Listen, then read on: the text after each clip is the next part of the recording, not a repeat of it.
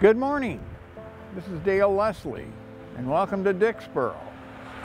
We're here to interview the matriarch of Dixboro, Nancy Schmid Trotter, who just recently celebrated her 90th birthday. And behind me is the home that she lives in. In fact, it's the home that she grew up in. And we're going to ask her to give us a brief description of what's happened through the years in reference to her home, but also how Dixboro has changed since the time when she was growing up here. So you can see the house is very nice and quite interesting. And so let's go inside and visit with Nancy. Nancy, this is a real joy for me because I've known you, well, let's see, I think you knew me before I was me. Yes, so I think so. But before we talk about your beautiful home here, I'm just going to ask you some questions about Dixboro per se when you were growing up. Now, I've heard from other people that Dixboro was much more of a separate community, whereas now it seems to kind of be a suburb, if you will, of Ann Arbor. There were working farms in Dixboro. Definitely. Talk about that. Well, my mom talks about taking the cows up Plymouth Road, you know, to pasture. I was just a little kid, but it was definitely country. And it was a dirt road. And so Church Road was absolutely nothing. Freeman's had a great big farm, had more acreage. On Church Road, this is? Yeah, where now, of course, after the war, all the houses were built. Okay. But that was all, when I was growing up, just plain farmland. Owned by the Freemans. Yeah. And then if you went a little bit further down Church Road, you came to where Clinton Leslie and his wife Leola lived. I'm not sure how active his farm was. Was it? I don't think it was that much, no. Yeah. I mean, it was small. Right. I can remember baling hay there. I do remember that. And, oh gosh, as kids we would go over there, and my grandfather, he would have the patience of Job. You know, we would be jumping on the wagon and off the wagon and this and that and whatever, and it was a fun time for us, but I'm sure it was a little bit worrisome for him. What about, what kind of businesses were here in Dixboro when you were growing up? Well, my uncle had the shop there for shoeing horses and stuff like that. He was a blacksmith? Yeah, blacksmith. And did he ever marry, or? Nope. Huh. Nope. He was a regular old bachelor, and apparently not that happy a person, as he took his own life later in life. Gee. Yeah. I always hate to hear that. Stuart Bradley's lived next door, told me that on special occasions they would take something over to him if they were having soup and oh, really? So, yeah, they would Never knew that. take food over to him, and he seemed to be really appreciative of that. Oh, sure. Yeah, when you think back of it, that he was an old bachelor. Yeah. And you can't imagine him really fixing much food, that kind of stuff. Right. This was after his mom died, my grandma, when I was 19. That was the first funeral that I ever went to. That was quite memorable. The boys made wine, and so it was a really happy occasion. It was really weird. And where was it held at? At that house where they lived. Yeah. We had a gas station there at the garage. Oh, and then the store, the country store. But that was the businesses. Yeah. Well, wasn't there not a car dealership, but maybe a tractor dealership or something? Yeah, but that was later. Definitely right next to the gas station. Okay. You were into adulthood when that came? Yeah. A little bit further down Plymouth Road, of course, was the Prop Drive-In. Oh, yeah, but you missed the farm cupboard. Oh, yes, my goodness. Yep. That has had several lives, hasn't Yeah. it? Yeah. And when I was 16, I wanted to work there. My mom said no. why did she not want you to work there? She didn't think that I should be a person doing food, I guess. I don't know. Well, she probably thought you were a little young to be a waitress with. I was 16. Yeah, well. And then the Prop, down Yeah. a little bit further than the cemetery across. Yeah. And Helen and Lee's daughter worked there. Eileen did. That was a drive-in. Yep. And then Wolf's Red Arrow Motel. Oh, yeah, still there. I think I read where he was a veteran, and for some reason he built that with the idea that some veterans could stay there. Did you Never ever heard that. Never heard that? Okay. Quite possible. Yeah. Well, that's, and then the cemetery. Oh, yes. The Dixboro Cemetery. Yeah. Do you have kin buried there, I suppose? Mine's right there in the front. Is it really? Uh-huh. Huh. Helen and Lee, Mom and Dad, and yeah, we're all right there on the front corner. I'll be darned. It's the whole Schmid clan, huh? Yep. What about the church? Was that just kind of the focal point for any sort of social activity? Oh, definitely. Sure. What would attract people to the church? Oh, I don't know. I guess it was family. Family, you know, and then they have kids, and they have kids, and it just continued to be families. So would you say the church was the focal point of the community? Oh, yes, definitely. Right. Well, let's talk about the Dixboro School where you attended. The one-room schoolhouse, as they say. And anything that comes to mind about your time that you spent there? Did you literally go from kindergarten through what? Eighth grade? I was the last 8th grader. And at that time there were 2 7th graders, Ann and Clayton Cummings. Yeah, but I was teaching 4th graders when I was an 8th grader. The Durston boys, I taught them quite a bit, and they were older than I. Gee, how did all that instruction take place? I mean, how could you teach separate grades in one big room? I don't know, it was very simple. And did you have to develop your own curriculum? I mean, to... Oh yeah, you know, what you were teaching were multiplication tablets and writing, that kind of thing. And you were able to teach because, well, how did that come about? You were in the school as a... I was a smarter kid. Oh. I'm not surprised. Well, that's a good utilization of your resources, that's for sure. I remember Ivan Parker told me he was the only person in his grade through the whole session, several sessions at Dixboro School, and his teacher finally ran out of books for him to read because he'd read all the books. And so one day she came out with this huge book, set it down in front of him and said, "Start reading this." It was a Webster's Dictionary. Oh dear. Oh dear. And he said his vocabulary increased dramatically. Yeah, that sounds like They couldn't figure out anything else to do with it, you know? And then his sister ended up being one of my teachers. Yeah? Yeah. Leona? No, she's not still alive. Pardon? Leona Bennell still alive? I don't think so. I don't think so. Yeah, yeah.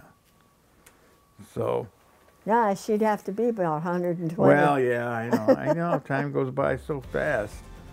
And so what did you do at lunchtime? Well, we had our lunch buckets.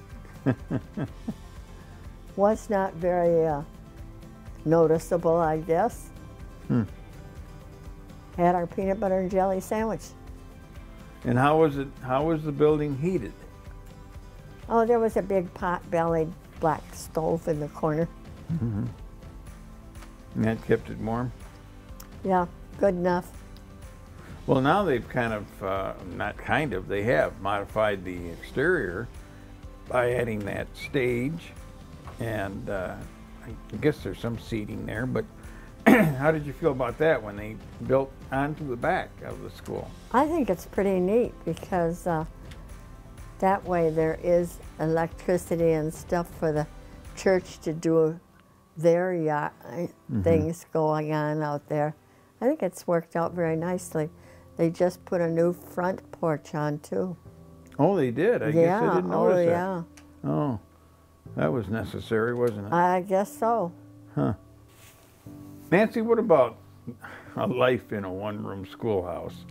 I can't even imagine what that would be like, but with all the different ages, and of course men and women both, and a teacher that was trying to coordinate everything. I think we had about 25 kids.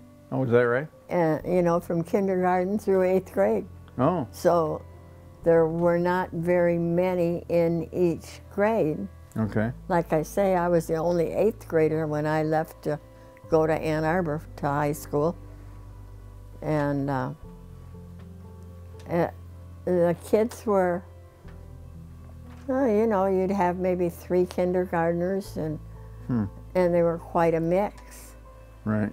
And I don't remember any fights, anything like that going on amongst the kids. It was a very dull place, huh? Well, what kind of games did you play?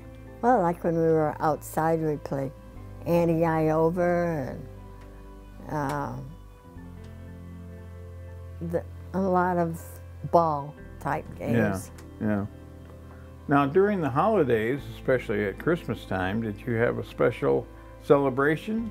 Yeah, we had, it's funny, you think about where did the parents sit or whatever. Don't remember that at all. I just remember that we had our picture taken with everybody up in front after doing our little thing that we put on. And I remember the picture of Leona Bunnell, at that time, Parker Bunnell, and the whole group of us. It was not spectacular. Not a great memory, I guess. Well, did you have was it scripted, or how did you know what to, no, okay. Yeah. You could probably buy a play. Or, Yeah. Make copies of it, and everybody had a little part. Nancy, who were some of your friends in school, people that you're especially close to? Well, most of the kids, you know, like the Cook kids, were older than me.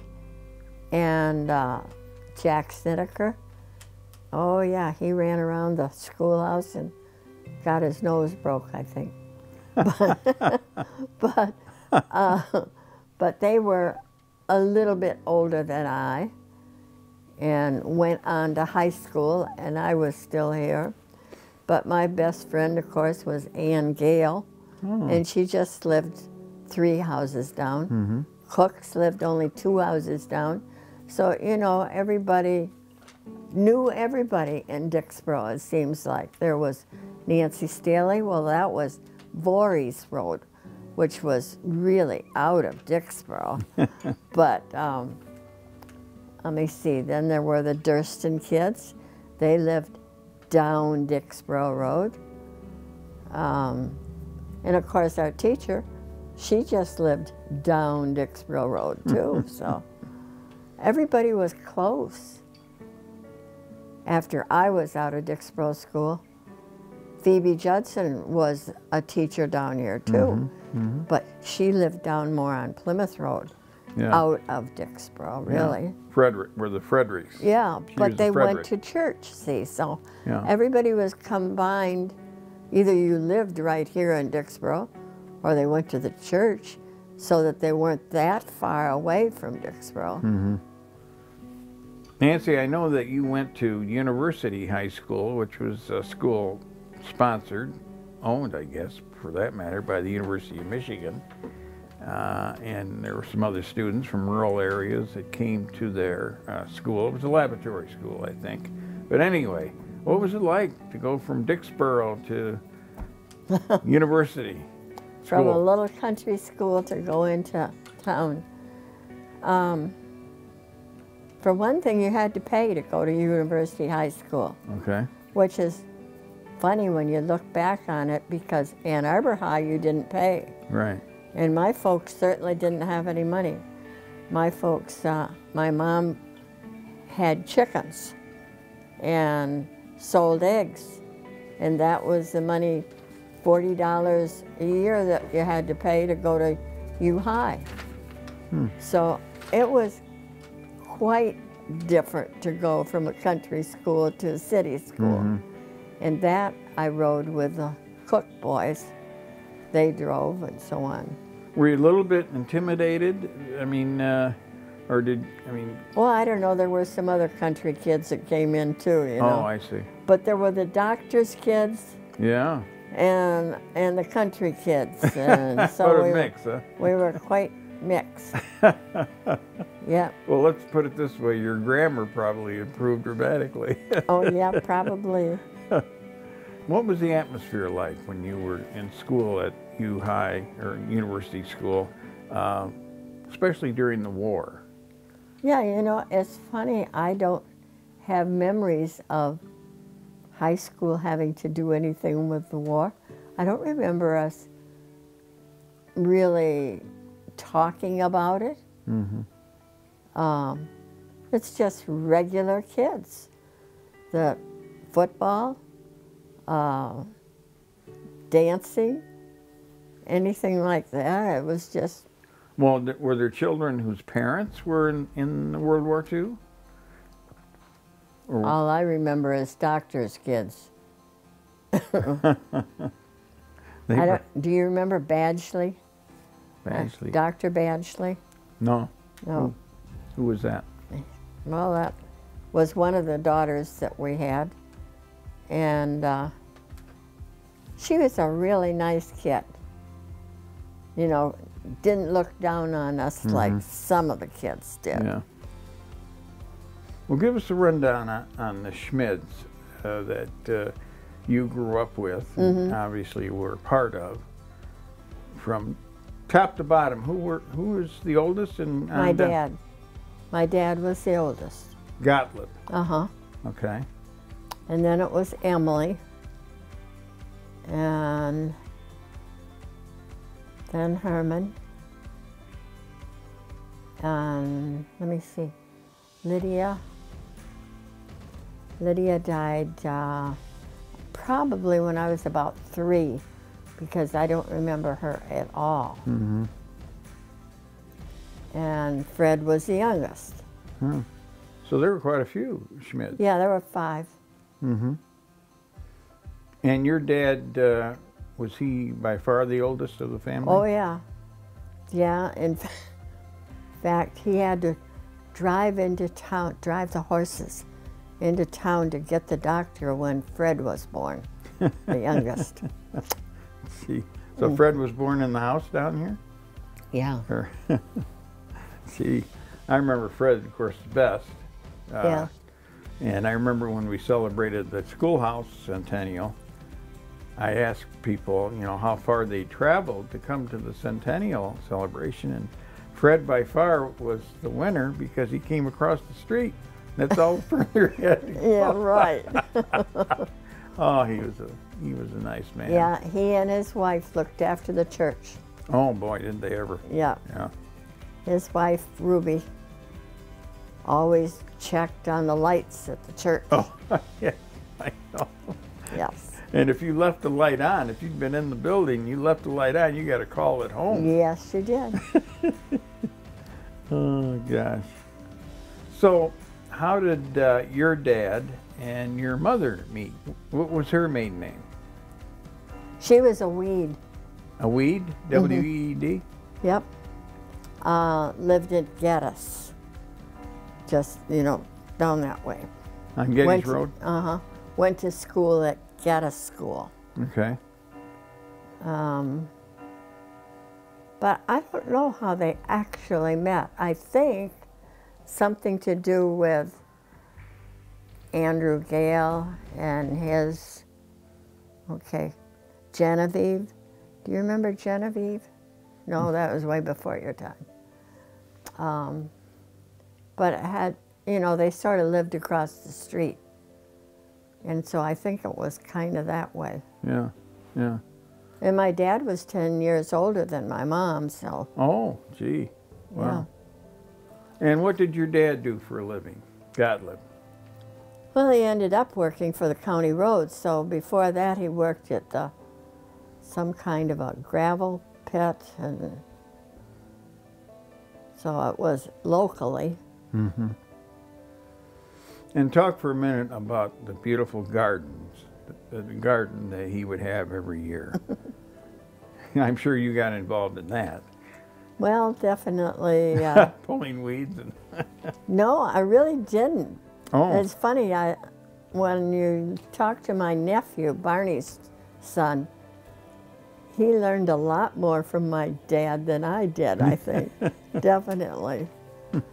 Because he, of course, now is giving food gatherers and all that stuff. He really is gardening.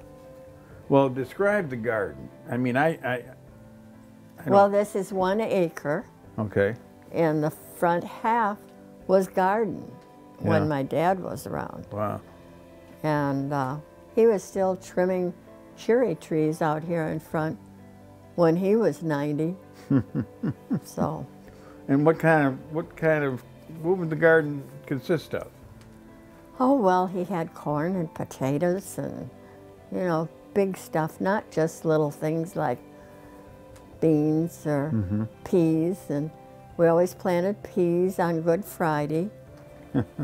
Always had to be done then. Didn't matter whether it was rain or shine. Huh. Wow. And so he pretty much maintained that himself. Oh, yeah, definitely. Huh. We didn't touch the garden. Yeah, yeah. Well, okay, then tell me about your immediate family.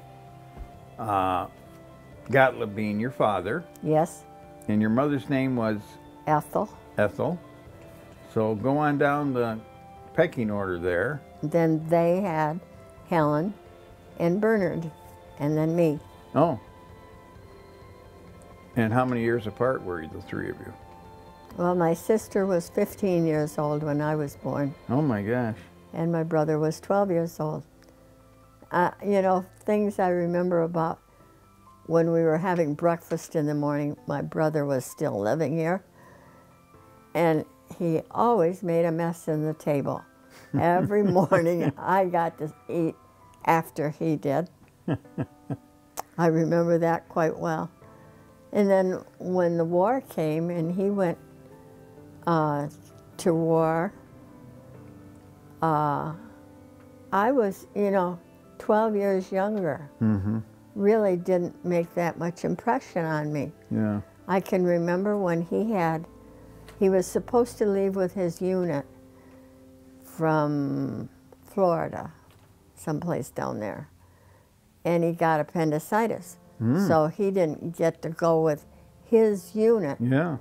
But Fred and Ruby took Mom and Dad and went down to see him. And they wanted to know if I wanted to go. I wasn't interested. I was, I was probably 10 years old. So. Yeah, I wasn't interested. I got to go to a movie, or I remember that. Well, when you're 10 years old, you do have your priorities. They're not usually a brother or sister. And Barney, we always called him Barney, not Bernard. But when he was in service, we didn't know where, of course. Mm-hmm. But every letter that he wrote, he had a different middle initial.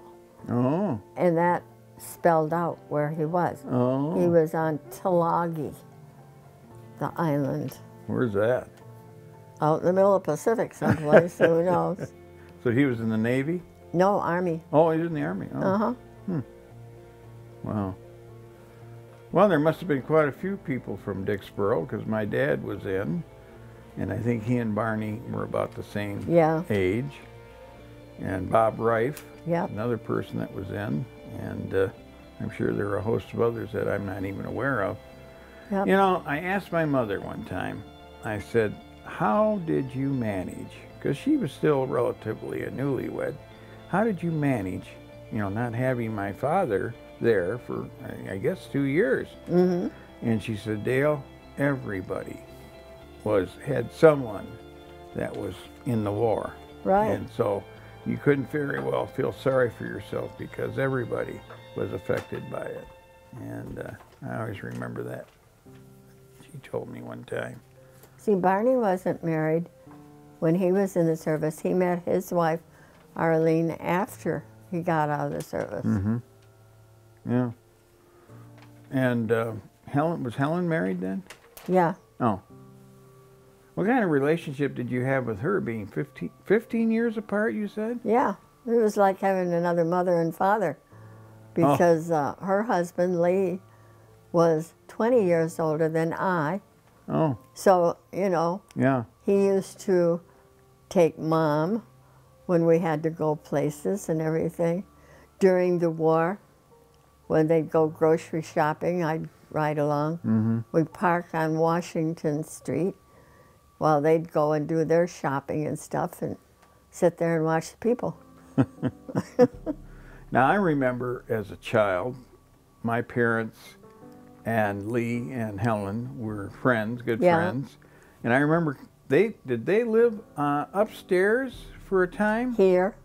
Yeah, because I can still see it in my mind, us pulling up to the house out here on Dixboro Road, and then looking up, and they would be standing at the doorway of the second floor? Uh-huh. How did that happen? I mean, what? I don't know. When Helen and Lee were first married, they lived in Frains Lake. Oh. On that street across from the school. I don't know what that's called. And then I don't know how they happened to move in here. Yeah. But when they lived here, they had Eileen. Okay. And they had Barney. Oh. And then, of course, it worked out that they bought the house next door from the church. Right. That, in fact, you sent me the email for the contract from Stabler. That was pretty neat. My daughter does a lot of genealogy, so I sent that contract to her for Helen and Lee's house. Yeah, that's good. I thought that was pretty neat. What we're talking about is the house that's next door to Nancy was the parsonage for the Dixboro Church, and then I guess they decided to build their own parsonage, so they put that up for sale. Right. And was Lee and Helen, were they fortunate to get it, or were they? Oh, so there are other people that were interested in it. I don't know about that. Oh. All I know is that they were the ones that got it. And I remember Lauren Campbell, one time when I interviewed him, he was the pastor at Dixboro, told me that he and Lee used to go out behind the house, excuse me, and I think they threw boomerangs at each other. Boomerangs? I don't know. This is what he told me. I said, boomerangs? Who even knew what those were back then? Right. But I guess it reverses itself, and who cared to know when you were my age, I guess. Yeah. So, well, it was just a nice, it had a nice community feel to it, didn't it? I mean, oh, yeah. Yeah. And did you feel like it was a separate community? You didn't feel like you were an Ann Arbor person? No. Yeah? No, definitely was even though we lived in Ann Arbor for 27 years, Yeah. you know. Now,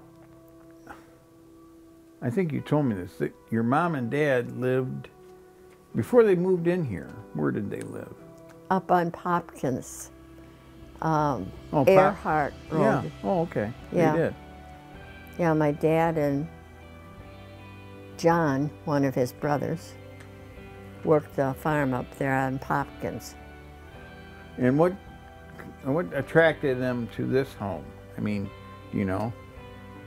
I guess the price was right at $500. Is that what it was? I don't know. It was really not in very good shape.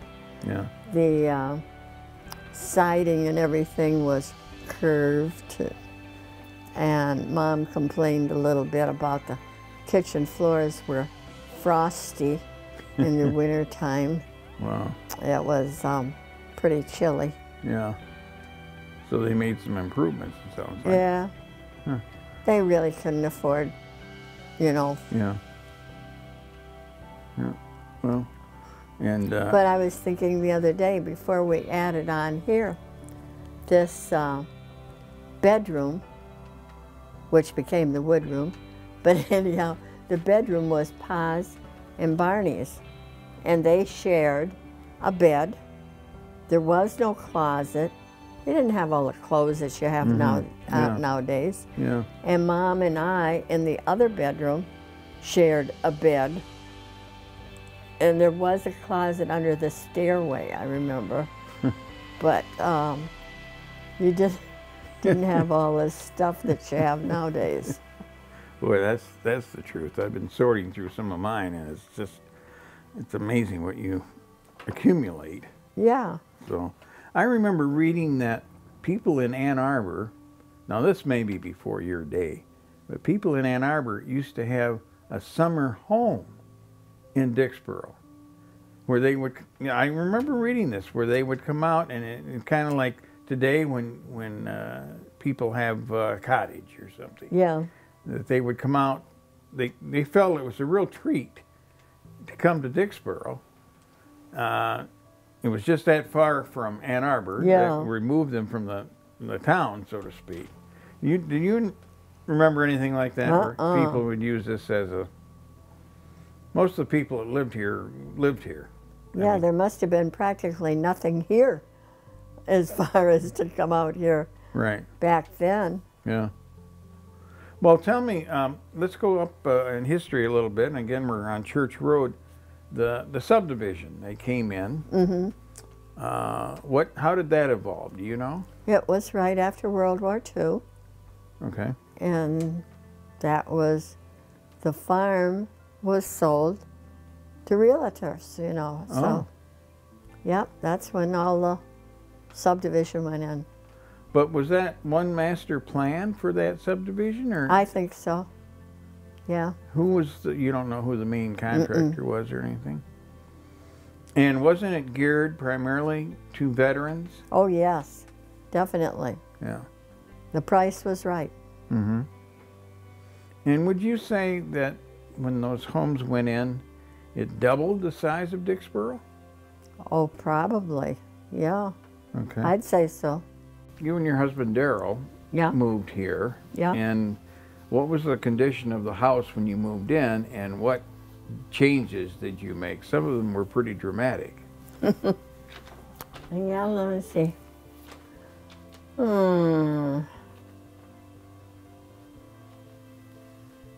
We bought the house from Camp Bales, were the ones that paid for it after Mom and Dad died, and we had to split things up between the three kids, you know. Mm-hmm. And we decided Darryl was retiring from the fire department and becoming a fire chief out here in the township. And so we just decided to move back in here. So, yeah, we made some changes to the house, you know. Dwayne was our youngest, and so he was still with us. The other kids, the other four, had gone out on their marriages and were living otherwise, so it was just Darryl and I and Dwayne. But it seems to me we had somebody else upstairs. Oh, yeah. Our grandson lived upstairs with his wife and child. So we were kind of stuffed in here to begin with. And then, of course, David became ill. And they had bought a house out in Chelsea, so they moved out. It was just continually changing and everything, you know. Well, I remember the changes you made to the exterior of the home. Did you work with an architect? Or No. You just came up with the... Yeah, my ideas. You know, when you lived in Ann Arbor, you saw things that you liked and kind of put it together, you know, with this. So. Well, the part that always interests me are the pillars. The pillars. This was a front porch, I bet, wasn't it? A front. No, it was just plain. Oh. Yeah. And so you put pillars, and that made it always look kind of stately to me. Yeah. Well, where was your front door then? That's the same front door Okay. as far as that goes. But you know, it was just plain steps going out. Yeah. Did most people come in the door in the back? Yep. Most everybody came. There was another door off the kitchen where those pictures hang. And there was a door there. And then you expanded the interior too, didn't you? I mean, well, we did that after Dwayne and Tammy came. After he retired from the Army and Darryl had died, I was alone for 2 years.